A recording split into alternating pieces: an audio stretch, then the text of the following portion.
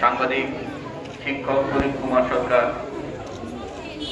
সাংবাদিক তারেক নেওয়াজ, শিক্ষার্থীরা, শিক্ষকগণ সহ এখানে উপস্থিত হয়েছেন। প্রথমেই শ্রদ্ধা নিবেদনের জন্য ধীরে ধীরে এগিয়ে আসছে হোসেনপুর উপজেলা প্রশাসন এবং পরিষদের পক্ষে ভারপ্রাপ্ত উপজেলা নির্বাচন অফিসার জনাব নাসিরুল ইসলাম এবং অতিরিক্ত পুলিশ সুপার সুজন চন্দ্র সরকার সহ উপজেলা পরিষদের কর্মকর্তাগণ,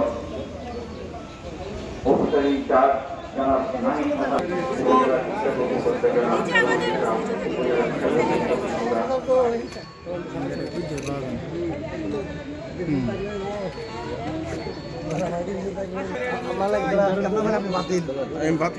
আমরা সবাইকে জুতা খুলে বেদিতে প্রবেশ করার জন্য অনুরোধ জানাচ্ছি।